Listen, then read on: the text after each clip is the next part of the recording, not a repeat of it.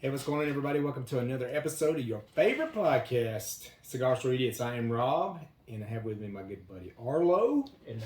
Somebody asked if you was Arlo something on Facebook the other day. Arlo If it ain't got nothing to do Jenkins? I don't know. with it. I was like, no, that was legal. Mysterious Bruise, that ain't me. Yeah, I was like, no, Arlo Stenchcombe? I don't know. I've slept since then, so. What's happening, brother? What's going on? You ready to dig into some local folklore, murders, and mysteries? There's a lot of backstory that I did not know about this. So, I found out a lot of things that I was unclear of as well. You know, we just read, or at the time, hell, I was a whopping 7 years old. Right. And that's right after the Atlanta child murders. Yeah, I mean it was pretty damn back to back. Yeah, it's fresh. So yeah. Before we get on that, we had to make a move from our Instagram page. So Instagram, we were trying to bulk that thing up, and they were giving us a lot of cookies and a lot of ways that a lot of different tools that we could keep our listeners engaged and things like that. And for whatever reason, like it seemed like every other day I was getting a notification that somebody got their feelings hurt on something that I posted, or people were I don't know, man. Like we gained a ton of followers. The podcast has grown off of it since we've done that. But this week they had jerked our monetization tools away, so we could no longer monetize. And they also kind of threatened to close our account down. So we immediately decided that we would go back full force on Patreon. And we should have never, and that was my fault. And we left Patreon because Patreon didn't have as many, it's easier to get to a gazillion people on Instagram as opposed to Patreon. So that's kind of where we went in that direction. But it was a mistake. I did fill out a survey on Patreon about a week and a half ago. They are looking to expand. Basically, they're looking to turn Patreon into a platform to bring in business. I got you. And well, that's good for us. I mean, it's in the early infinitesimal stages, yeah. But as a creator, if you have a patron, a decent Patreon following, they're looking at offering a lot of stuff. Like, gotcha. Videoing, hosting. There's a bunch of other stuff. That survey took forever. Really? But I think what I remember, they're looking at like $9 a month, but you get a crap ton of stuff. Like if it was up and going, you would have been able to just roll your Instagram into that and never miss a beat. Okay. Well, what we've done, what I decided to do is our Patreon is $2 a month. Like that's to me, it's fair for what we put out there right now. And it may go up in the future, but as of right now, it's $2 a month. And the new thing is, what we've always been trying to do since we've started this whole thing was video episodes. And so now I'm tech-tarded, if you will. So I have figured out how to put videos out onto Patreon. So if you will see this episode on Patreon. If you want to, you can actually still go to our social media, any of our social medias, shoot us a message, or go to cigarstoreidiot.com and shoot us a message, and I'll send you the link. Then you'll get all the perks and the bells and the whistles for $2 a month. So if you see the camera just continues to shake, Michael J. Fox is not here filming this thing. It's just that device we're using to hold our camera is not super sturdy, and so I keep bumping the table. So I apologize on that. But yeah, I don't know, man. I don't know if we just didn't. We were not following protocol, and if that means change that stuff all the time, and if that means wearing lipstick and a dress and throwing feces at moving cars, I don't know. We were not going to do that, and we wasn't going to slut the page out either, so to speak. So those things seem to last forever, and I guess people continue to make money off that. But we just kind of went in a different direction. And I think it'll be better for everybody. It'll be better for our listeners in the long run as well, too. So y'all just stay patient and we'll get that thing rolling. So now that we've got through that, what we should do now is get to this.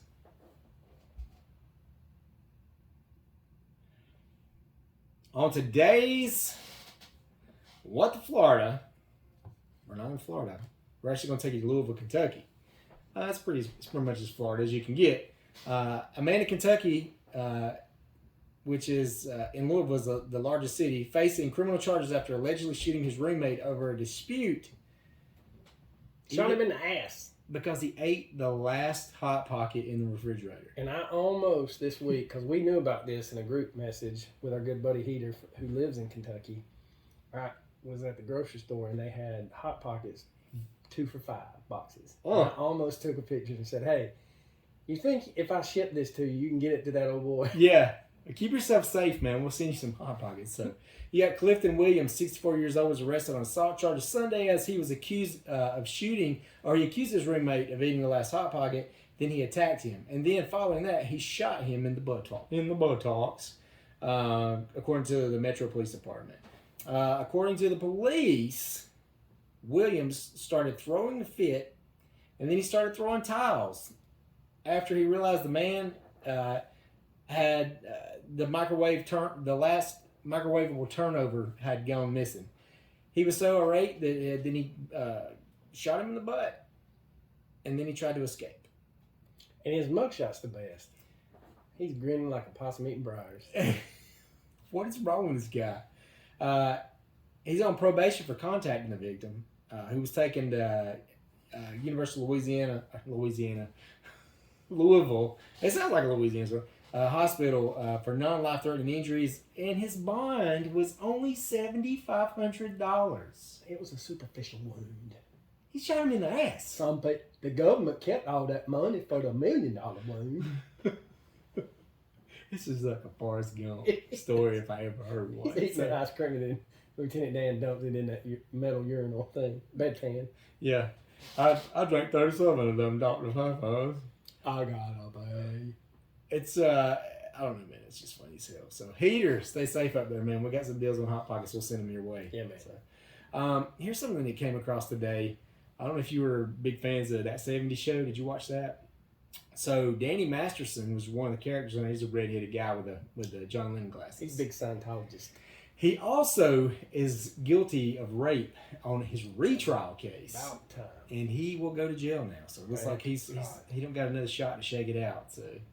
The problem is, and I've not looked into that in quite some time, but it was one of those, like, everybody knew.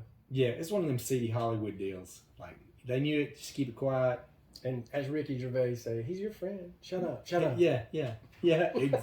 So, but yeah, it's that's probably just one of a gazillion things that goes on there. And if the hammer drops on that one, I guarantee it'll be he'll start rolling. He'll start rolling.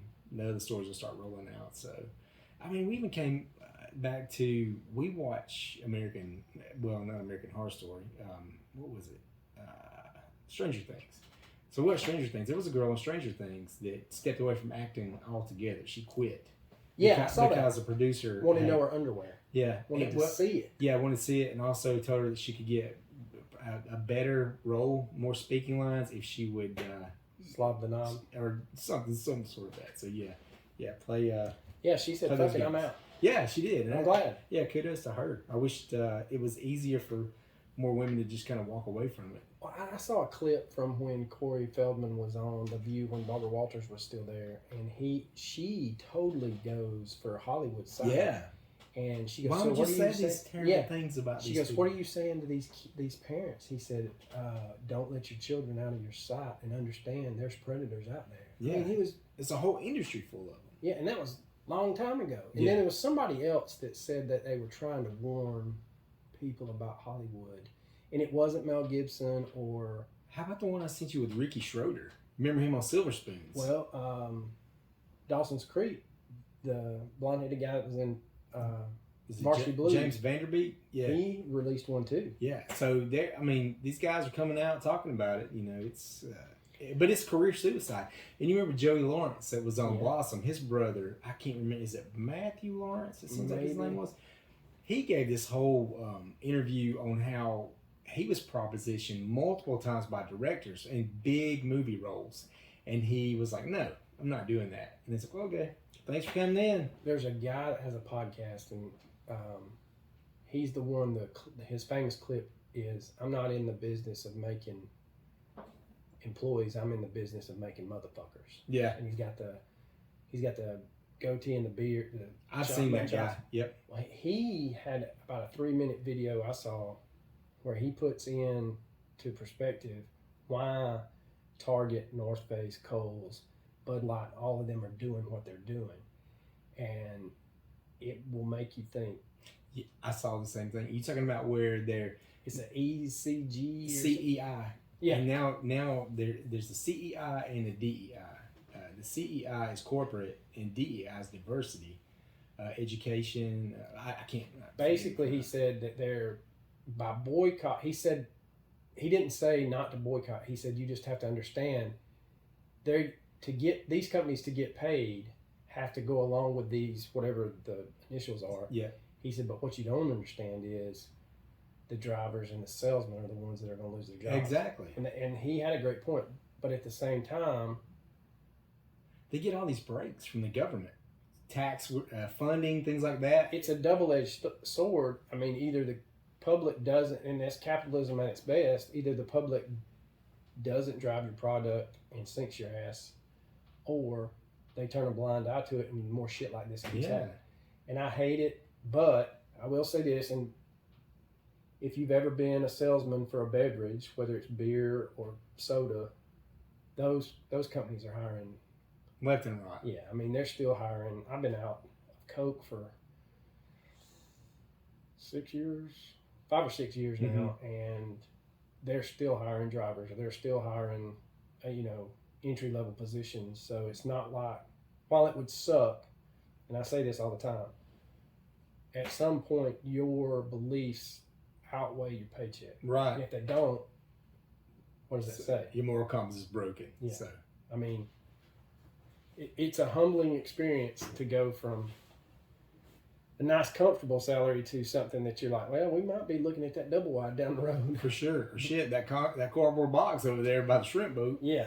I mean, that's a reality. But that's the thing. I think the more of these companies that I would have countered that guy's argument with, go back to the unions then, because then the union would have stopped it. That's right. Before it ever got anywhere.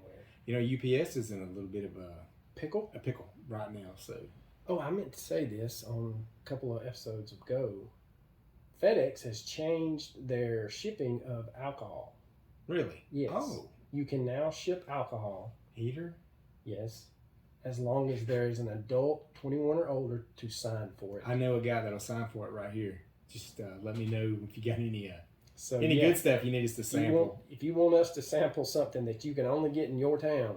Full-blown review right here. Yes. It don't cost you a penny other than shipping. Will you just let us know when it's shipped and the tracking number, and somebody will be here to sign for it that's older than 21. Exactly. We'll take But yes, care of it. they have changed. I was made aware of that a couple of weeks ago, and I meant to tell you when we did the other episode. That's exciting. Exciting to know. So. Yeah, no more pipe bomb looking packages on my front Some steps. things are changing for the better. So I don't know. So we have made a decision. Arlo and I have been talking about this, and of course we still have the episodes that we're going to cut up, and we'll, it's just who we are. It's what we do, especially when Ed's here. But we've got so many murders in our area, and people are just like, hey, you guys thought about covering this? You guys thought about covering this? And a lot of times, we get it on our podcast. I'd really like for y'all to cover John Benet Ramsey. Do you understand how many times that's been covered? 100,000. But they want your take on it. Sure. And so They like your sexy ass country. well, not me, but voice. Voice. Yeah, they do like our country, but we're the top world. 10 in Guyana. Attaboy. Why Guyana? I don't know. Jim Jones still running around. He is somewhere. Yeah. So those are the types of cases. So when it comes to these local cases, we're both fully aware of the raw nerve endings that are still out there on some of these cases. There is no disrespect. We're going to try to be as impartial as we can and just give you the facts and keep our opinions out of it. At the end, we will give our opinion, solely our opinion. And in one of the cases that we're going to cover, it will have a lot of firsthand knowledge of things that went on after the crime.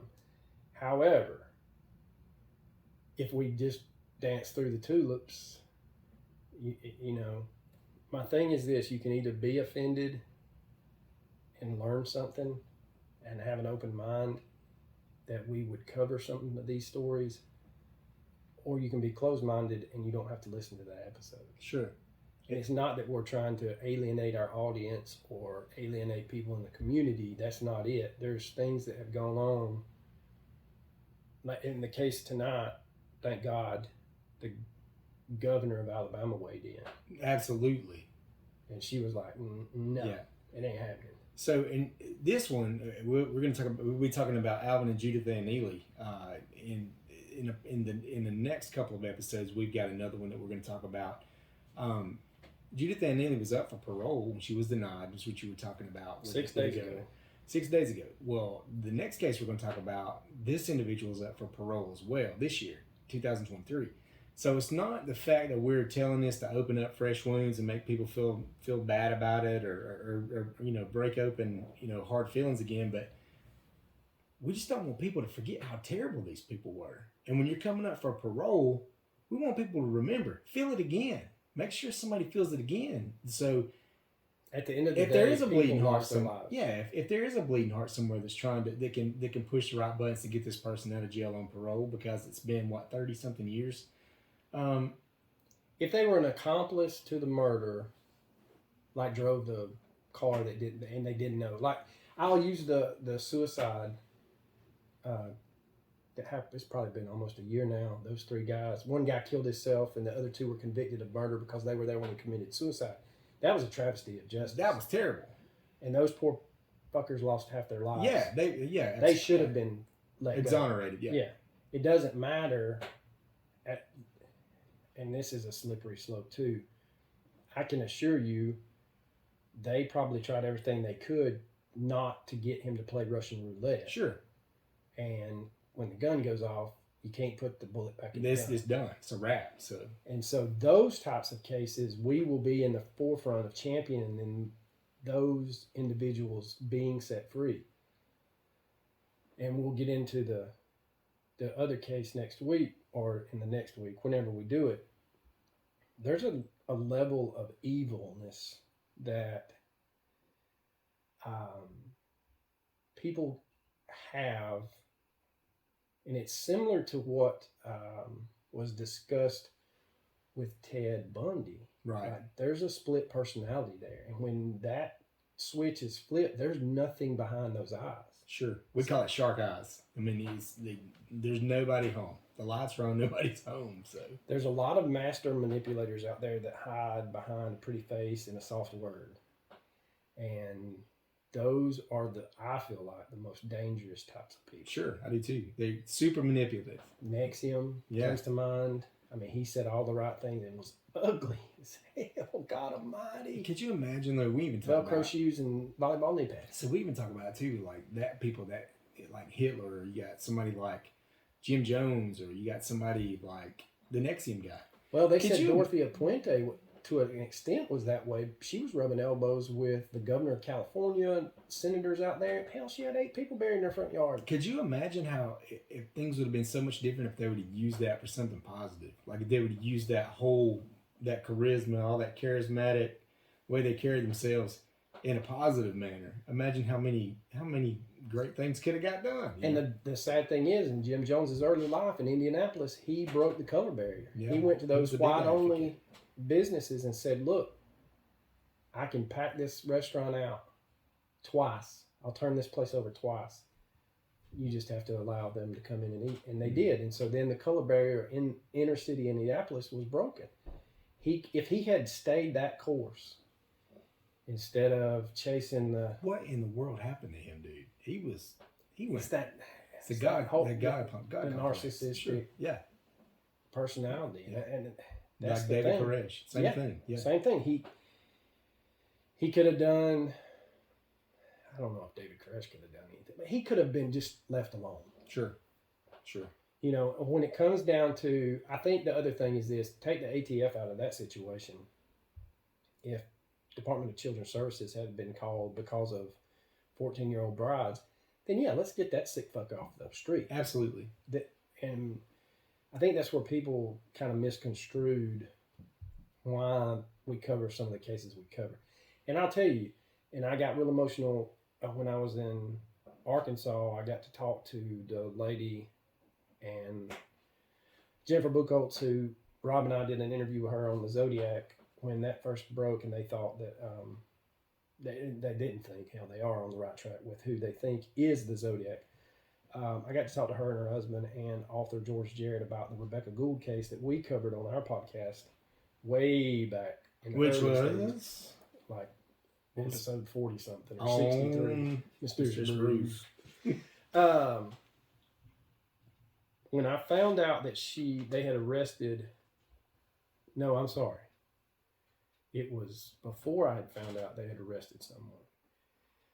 I take my son to a guy's place out in Arkansas to duck hunt every January. And so they had to do something for about an hour. And I was like, hey, let's go see if we can find Rebecca's grave. And I was overcome with emotion there. I didn't know her. And that's the story I'm trying to convey was that I conveyed to George and Jennifer's husband, Jesse. There's a picture of Rebecca in a little white, well, I don't even know if it was a white car, but she had blonde hair. She was about 5'1", 5 foot, weighed 125 pounds soaking wet.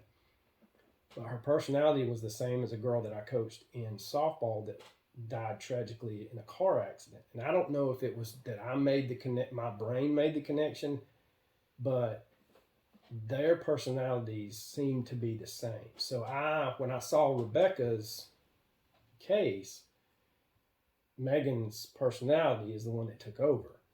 And so, like, me and my son are in a graveyard in the middle of nowhere, Arkansas, trying to find a gravestone. He's on one end, it's spitting sleet, it's so cold. And I didn't realize at the time, but I had found her and I put my hand on her gravestone.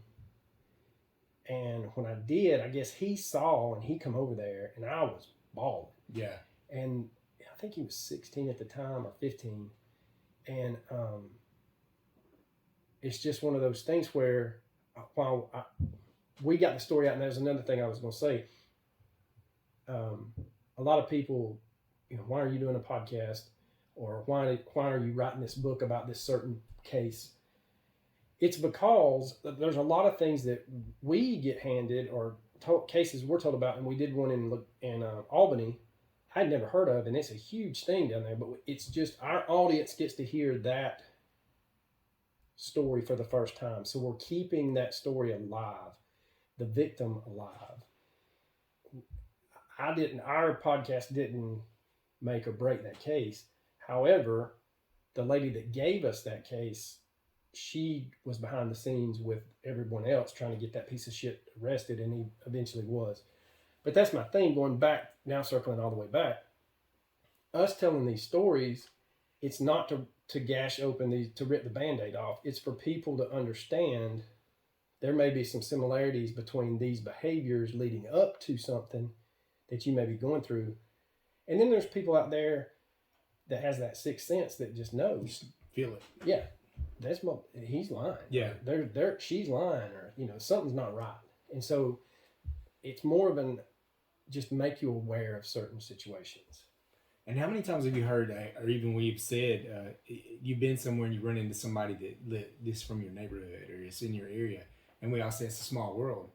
I mean, there's no telling how many times, somebody's let information out, even on a podcast or in a book, and people relate to, oh, well, that reminds me of, it sounds like so-and-so that lives 2 counties over from here. Speaking of small world, I traveled all the way to Rogers, Arkansas, which is about 30 minutes north of Fayetteville. And there's a lady that is a crime scene investigator in Marietta. And she had sent a team of cadaver dogs to Jessica Van Zant's case in Albany. And the only reason she saw me was because I had this Georgia hat on. She goes, hey, go dogs. And I was like, are you from Georgia? And she's like, yeah. And I mean, we're an hour and 15 minutes away from each other. So it's crazy. Small world, man. 12 hours away, we meet each other. So. Yeah. Well, let's dig into this thing. And I remember when I was a kid, this happened. When was this? This went down September 25th, 1982. Which I was a youngster myself. What was I? I was like 82. I was 5, 6 years old. but I was scared to death. Like I was terrified to go to the mall. Like we had a mall in our area called Riverbend Mall. Had the best arcade. It was Aladdin's Castle. It was the best. And I'll go eat my crazy grandmother at Morrison's Cafe. Now, correct me if I'm wrong. It was where Riverbend Shopping Center is at now. It would have been the back ass end of Panera Bread, right? Where you could walk straight into the arcade. Yep. Because you walk in, the arcade would be on your left, and then Morrison's Cafe is on the right. Yeah. So we would go eat, and I would like take one for the team, go eat with my grandmother. Knowing there's a $5 bill to get you. I was about to go strolling straight over, and but I was scared. Like I was scared to go to the arcade. I didn't want to go. I didn't want to leave my parents' side because of what had transpired. So we'll go ahead and we'll take a look at Alvin Howard Neelley Jr. He was born in July 15th of 1953. He was a petty car thief. He stole cars, petty thief. He kind of was always in trouble. He was married, and he met this 15-year-old girl. Her name was Judith Ann Adams, and he immediately became smitten with her, and he left his wife and had eloped with this 15-year-old girl. Judith Ann Neelley was actually born in Murfreesboro, Tennessee in 1965. She had lost her father. He was an alcoholic. He died in a motorcycle accident when he was 9. So she kind of already was had some trauma right out of the gate as a small child. And she actually she wasn't such a I don't know, a productive member of society at that age either. She'd been through some things, and she lived in some homes, actually some children's homes. So she runs into Alvin Howard Neelley, and he leaves his wife. They end up eloping, and when they do that, they're just kind of like a dirty South Bonnie and Clyde. They're just That's exactly the way it was. Yeah. Yeah. So they're breaking into vehicles, houses, robbing like convenience stores, just running wild, sleeping in and out of their vehicle or sleeping in hotel rooms, just kind of on the run, running around causing problems. And she ended up getting pregnant, and she got pregnant and she was pregnant with twins. And they said that they continued their crime spree all over the Southeast. I guess kind of in the tri-state area, Tennessee, Alabama, Georgia. And she actually gave birth. They actually had caught her when she was arrested, but she was so young she went to go to a youth development, like YDC, Youth Development Center, and that's where she actually gave birth to her twins. Now, she would go on after authorities investigate this whole ordeal. She had a ton of aliases, pseudonyms, nicknames, whatever. Now, keep in mind, this is back in the day that CBs were a thing, a big old thing. She went by CB handles Lady of Sundown or Lady Goodyear. Also, the Bride of Frankenstein. Boy, was that telling. Yeah, it was. She was also known by her maiden name, Judith Adams. And, of course, her upbringing probably didn't help matters, but her dad was a construction worker and a raging alcoholic who passed away in a construction accident at the ripe old age, or when she was 9 years old. So her mom gets arrested for delinquency of a teenage boy, and then basically turns to prostitution to make ends meet. So when Judith was 15, she met Mr. Alvin, who just happened to be 27. Oh, well. You know? Age ain't nothing but a number here in the South, I guess. Apparently back in the day. They said he was as large as most football players, but a little pudgy. Yeah. And his cornbread was gooey in the middle, I'm sure. Yeah, it was. And if you see a picture, we'll probably post one, but match made in heaven. Yeah. Yeah, there's not a whole lot to say good about either one of these, but she, even when she was in the youth, easy for me to say, the youth detention center, when she got out, there was a gentleman named Ken Dooley. He was the one of the employees there, He was shot 4 times. And the following day, another employee there, Linda Adair, her house was firebombed with Molotov cocktail. That's what I did not know about the shooting. They had shot him. Yeah. But they had rendezvoused over at the CB, and then he goes in, and it's basically a comedy of errors with these two geniuses. But yeah, they had firebombed. That's what I was telling you earlier before that whole firebombing thing. She got on the phone and called, and then they had she called YDC to see if a certain teenager was there, and kind of like the Murdaughs, it tells you they're going to record this. Yes. So they have her voice, and so they play her voice for that guy that was shot, and he's like, yeah, that's the same woman. Mm-hmm. And so then they start piecing together that, hey, these unseeming crimes are related. So, yeah, she'd called in. Well, they said it was a female voice that had called in and said they claimed they had been sexually abused at the YDC. Neither of those victims could identify her voice. I swear I got my Porky Pig pills on me today. Well, before the Molotov cocktail, that guy's home was shot drive-by 4 times, shot into it 4 times. Yeah. This lady's fucking crazy. Yeah, they both were like off the grid crazy. They both went to jail, and then they had rendezvoused. When they rendezvoused out of jail, it seemed like their petty crimes and their car, stealing cars and things like that, had escalated. Yeah, they were into like holding up convenience stores and other bullshit. So when they got together, things took a real nasty turn. Well, let's see what his was. Night Rider. That was his CD. Oh, of course. Lady Sundown and Night Rider on the. Got your ears on? They like. I don't know. I shouldn't say it. I'm gonna leave it alone. No. You don't. Here's the thing. They would always get on the damn CB. And here's another. They would get on the CB looking for booze. I guess if they were. With her being under, I don't know. Floyd wasn't dry. No? Not then. I remember going to the liquor store, sitting in the parking lot waiting for fucking ever. But what about the part of Alabama they lived in, though? I think that's got to be it. Yeah, that's got to be it. Shit, there's still counties in Alabama that's dry. There's a shit ton of counties in Arkansas that you can't buy. Isn't that crazy?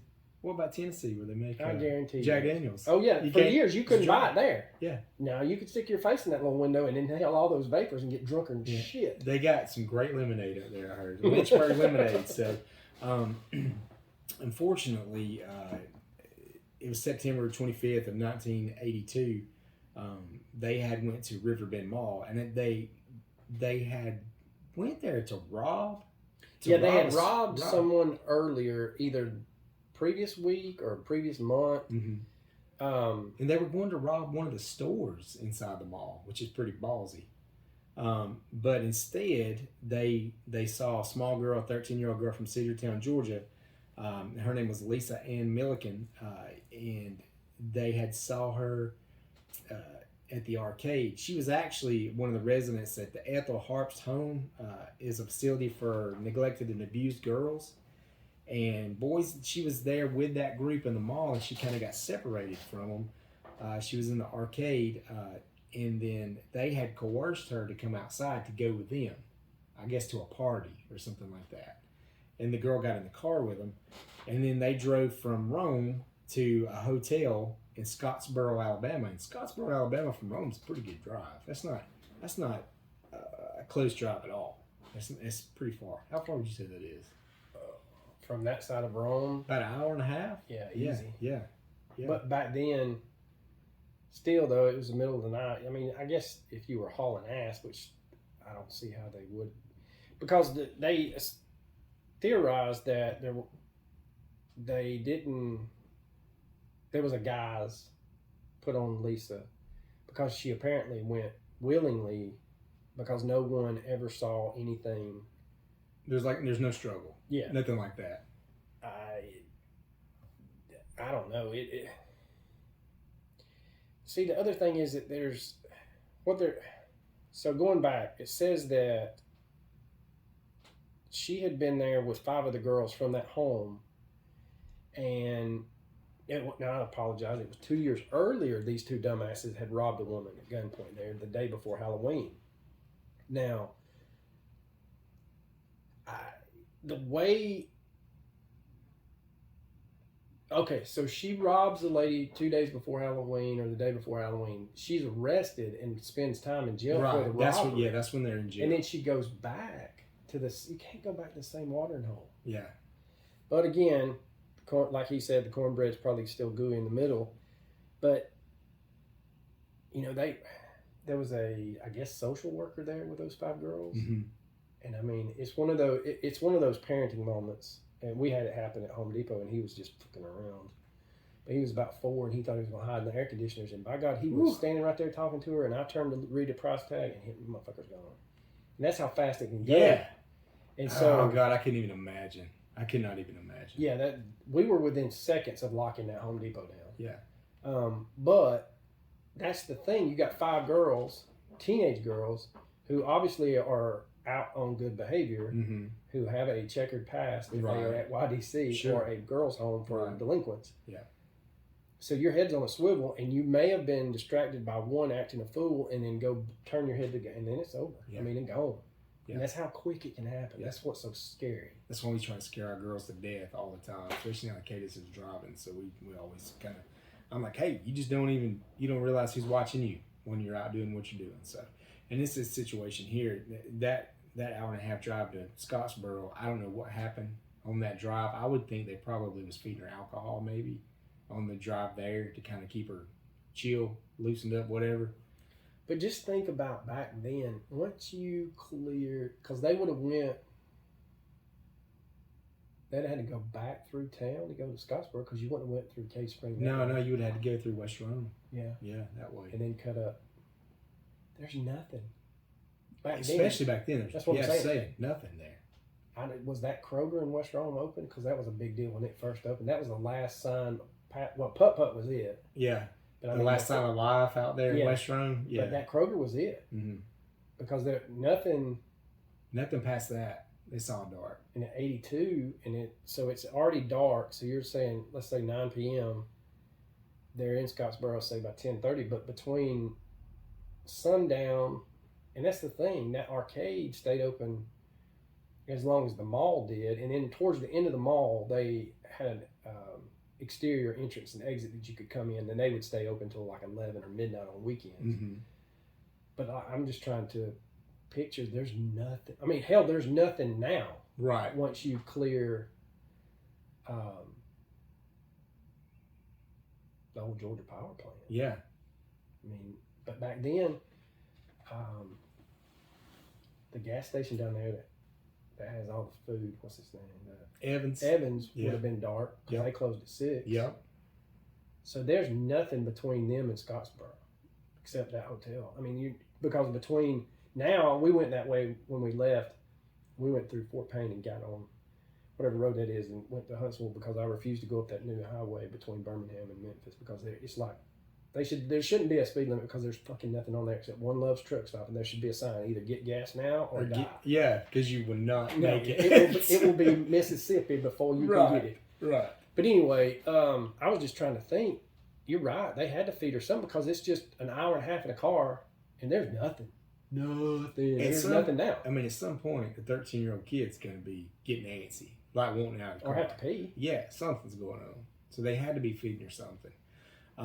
Man, it only got worse from there because they made it to the hotel, and then she realized that she was held captive, and they had both of them had raped her multiple times. And then on September the 28th, Judith injected Lisa with Drano in one side of her neck, and that didn't kill her. So then they injected her in the other side of her neck with Drano, then into both of her arms, and then both of her buttocks, both butt cheeks, trying to just poison her and kill her. And that still didn't work. Liquid plumber was used in some of the injections. I believe, I don't want to speak out where else they put Drano into her, but it was neck, back. It was so toxic that it boiled the fat under the skin. I'm not even going to say that it's part where, out loud. yeah, that's where, yeah. They did find, when they found her body, 3 plastic syringes and So they had injected her with liquid plumber and Drano trying to kill her. Once that didn't work, the poison had failed. They took her to Little River Canyon, which is another good drive, probably 45 minutes back to Little River Canyon. And then they had shot her execution style in the back of the head and threw her dead body over the canyon, over the cliff in Fort Payne, Alabama. Yeah, and as night was falling on September 29th, police from both Rome and Cherokee County, I think that's still Cherokee County, isn't it? Yeah. They maybe Etowah County now. Maybe. Yeah. They spotted what it never turns out to be, but what they thought initially was a mannequin in a tree, and it was her body. Her genes were on another branch. So they literally had to rappel down the canyon wall to retrieve her out of a tree. Yeah. And if you've never been to Little River Canyon, if you're not from our area or that area, it is exactly what it sounds like. It's a canyon. Like it is I don't know how big the drop would have been. They said that from the top of the canyon where they threw her over to where her body came to rest was 80 foot. Once that, and again, when that happened, here I am, 6 years old, and Arlo, you about 6 years old. Man, we were terrified. Like we were scared. My parents come up with the I code would not word. go to the arcade. I didn't want to go to the arcade. I'm like, shit, I guess I'm going to eat Morrison's with my grandma and listen to her bitch about frozen roast beef. Maybe she can get me some Jello. Yeah, but I did not want to go to the arcade. And that's when things were real to me as a small child, when I realized that there was really some evil people in the world. It was evil. Now, my parents didn't go into detail about how they did it, but I had older cousins who shared with me the terrible things that happened to this girl. Well, imagine your mom working for the Georgia State Patrol, and all of your mom's friends had older children. So me and my brother were warped at a young age. Y'all heard it all. Yeah. You've seen it all. So thank God I don't remember most of that. Unfortunately, she wasn't the only victim they had. There was a Janice Kay Chatman and John Hancock they were a young engaged couple from Rome. And then on October the 4th of 1982, which is 5 days later from when they threw, what do you got, 29, 30, 1, 2, 3, 4, 5, 6 days later. Less than a week. They abducted, Judith had abducted them, telling them that they were going to go to a party. They were all going to a party together. And so they had went with her. And they, under the guise of they were going to go to that party, and then they were going to go, what we like to call back in the 80s, we were going to go ride around and sip on something. Yeah. So, unfortunately, she pulled up into a wooded area, and John Hancock, not the guy that signed the Declaration of Independence, but John Hancock was shot while Chapman was abducted and brought back to their hotel room, and where they had tortured and murdered her. Hancock actually survived the shooting, and he was able to identify the Neelleys as the assailants, and that's what caught him. If they had killed him, who knows how many more people they would have killed? Yeah, there's a book out there, and I'll have to find the name of the book, but one of the authors states that this party, that when John and Janice show up, that there's young children there, and so they're like, buzzkill. And yeah, I think that's how she was like, well, since the kids are here, y'all want to go ride around and drink? Let's go to a party. Yeah, and so in the woods with guns. I'll try to basically find the name of that book if I can pull it up real quick.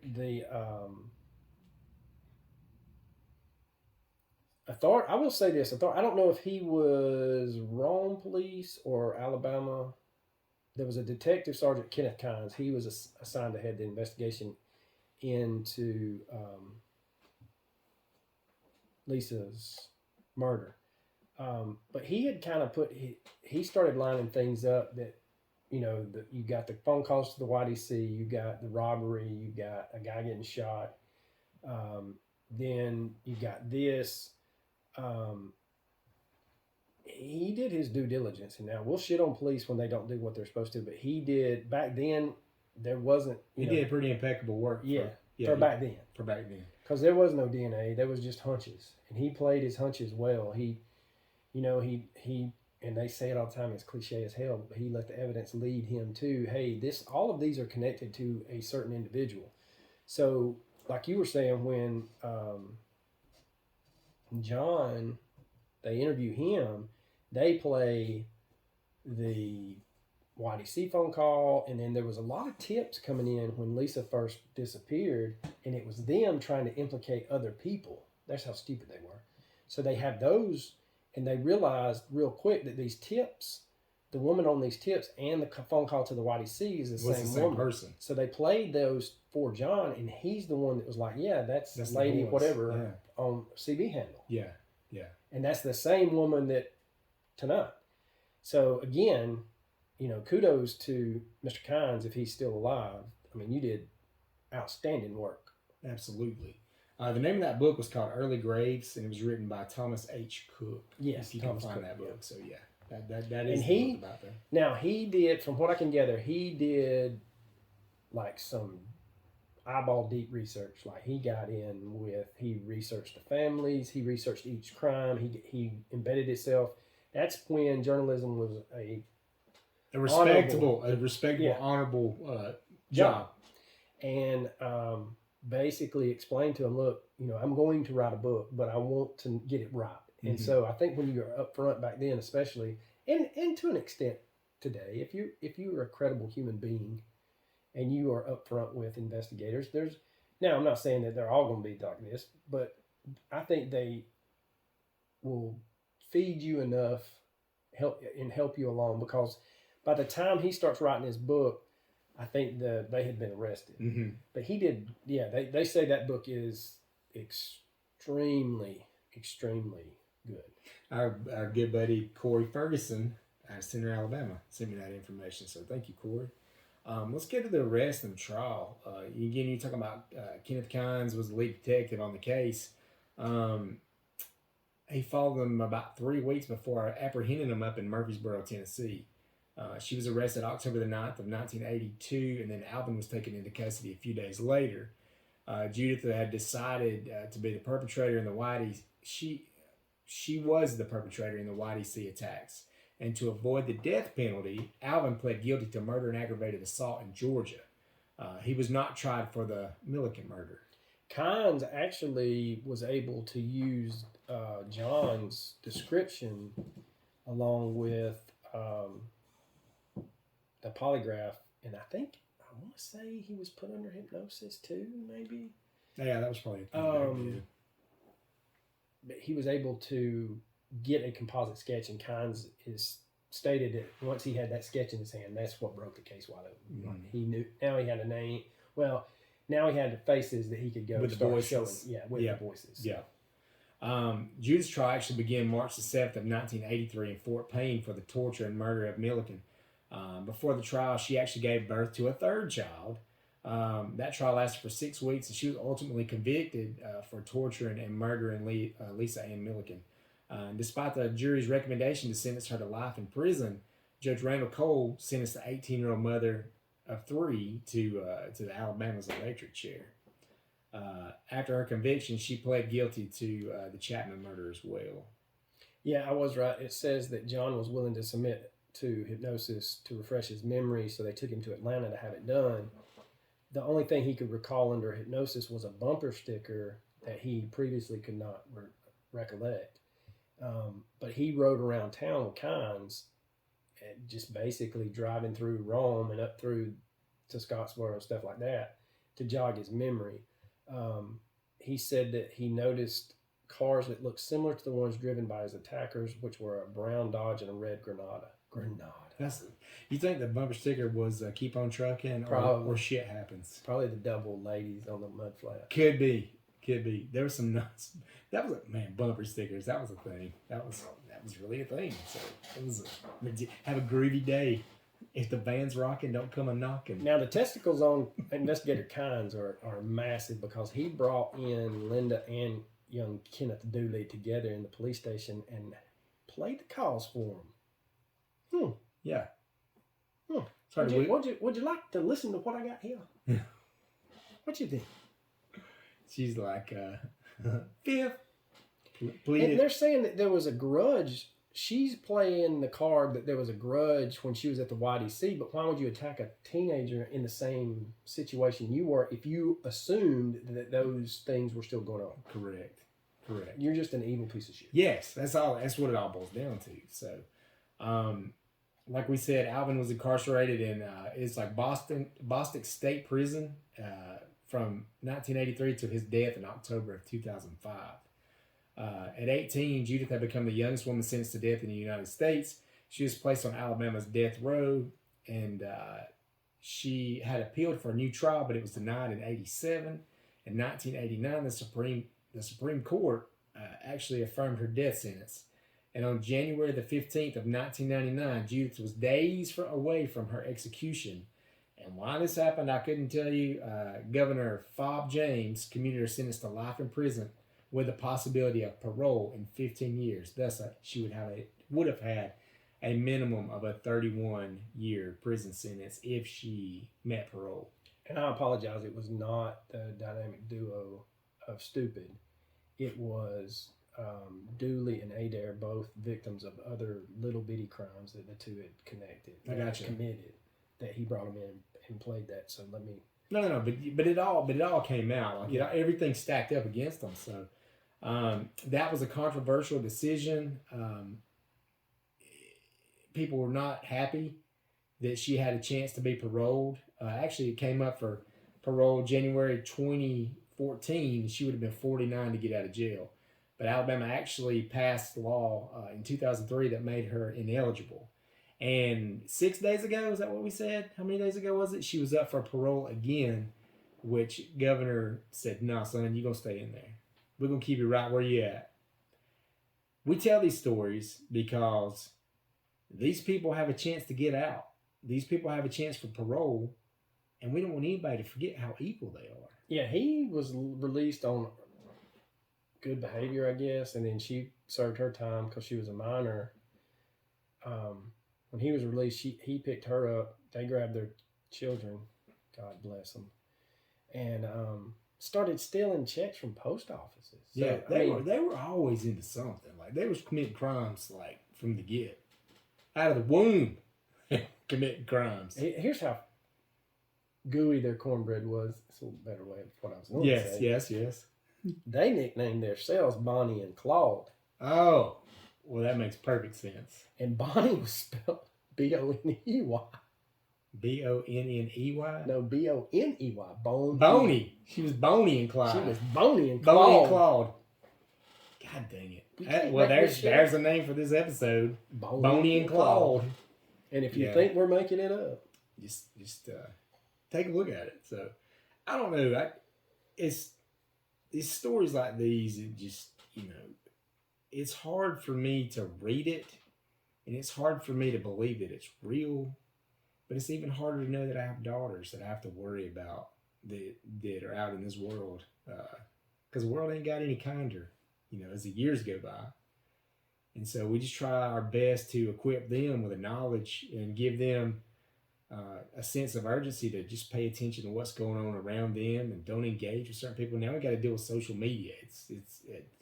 Or check in. I'm checking in at the gas station. I'm checking in, eating dinner at this place. If you want to know more about this, go to Crime Library or type in Crime Library.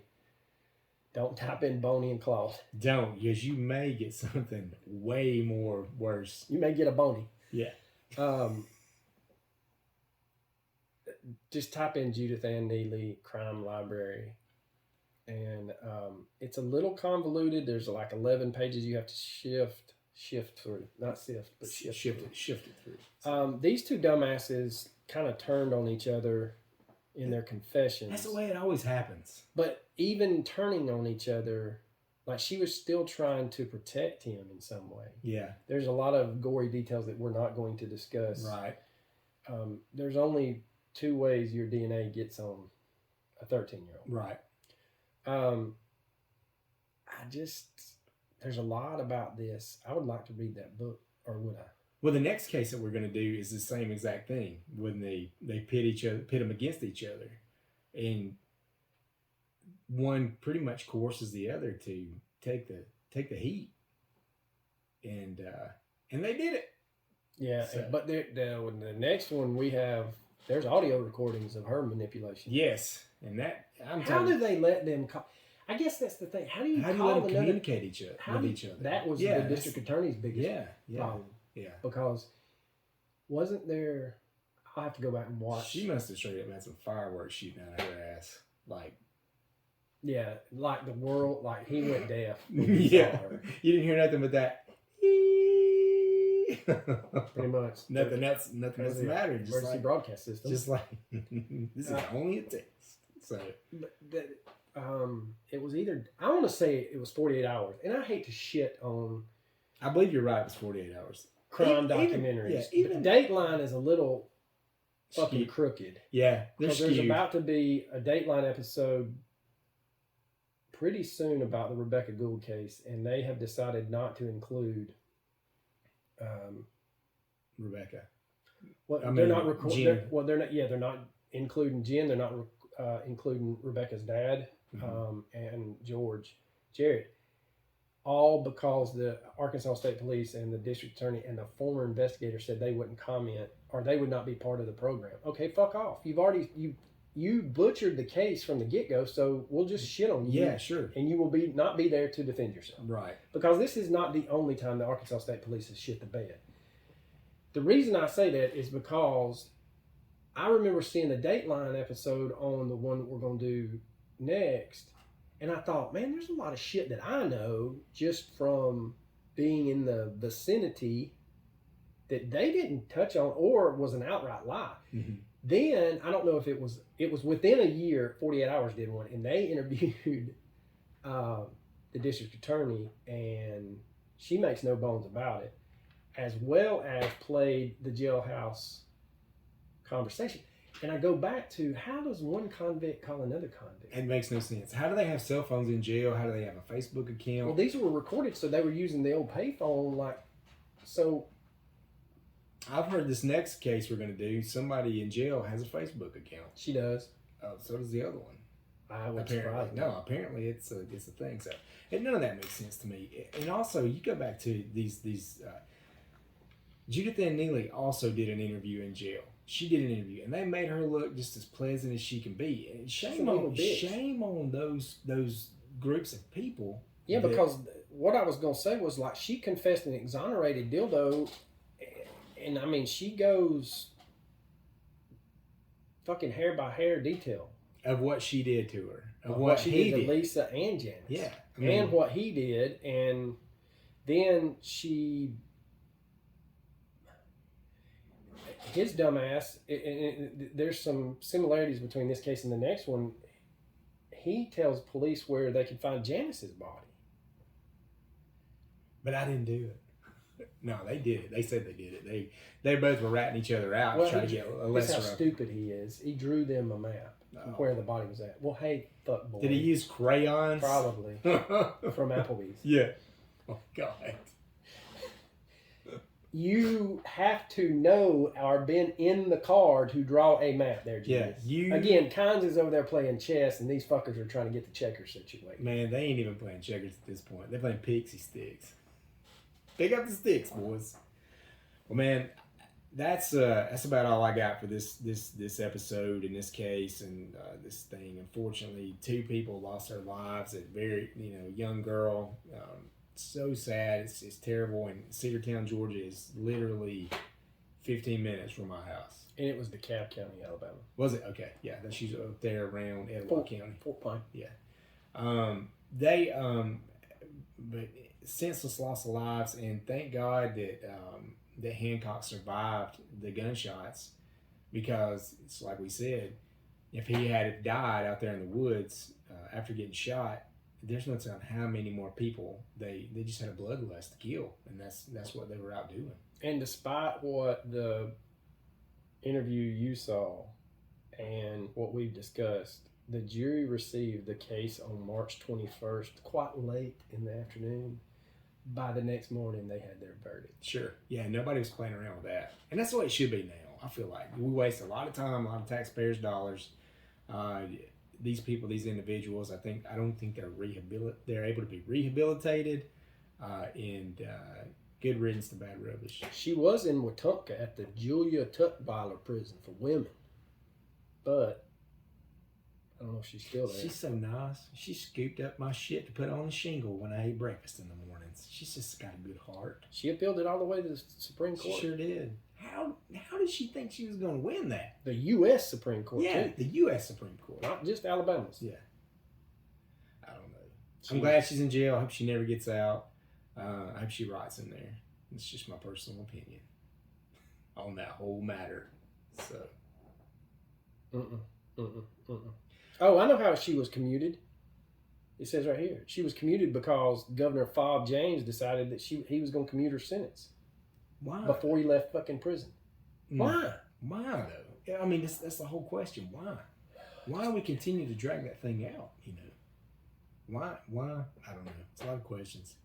Not a lot of questions, but one big question is why, you know? She's such a gooey cornbread person that she attempted suicide in prison and couldn't get it out. Well, she should have had some help. She should, like Epstein did. Maybe the door's opening. Here's my question. Is Fat Boy still? Because you know he's roly-poly in it. Oh, he did. He died did in he? 2005. Okay. Yeah. Too bad. Yeah. There's a lot of shit I could say that probably wouldn't do us any favors. Right. we'll do it off air. So yeah. All right, man. The next episode we're going to get into, we'll just go ahead. We've been teasing it. It'll be the Frito-Lay murder in Floyd County that happened. We are very close to this case because I lived in that whole area and actually attended the church that this all started at. And it's a heavy hitter, but we're gonna gather as much information as we can from people that know a thing or two about the situation and the case itself, and kind of where things are now with these two individuals. So, and again, we're not trying to do it to hurt anybody or reopen fresh, old wounds and things like that. But one of the individuals is up for parole this year. So again, we're trying to use this platform to remind people how evil this person was, in hopes that any chance of parole will be thrown out every time she goes for parole. Every single time. I just think about those. Well, we'll discuss it. We'll get to it then. Arlo, man, it's been a good time. It's good to see you as always. And I'm going to go punch a wall. All right, sounds good.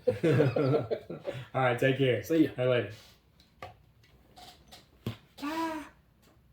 So, dumbass Bob commuted the sentence, and his reasoning was that the jury ruled that she should spend the rest of her life in jail.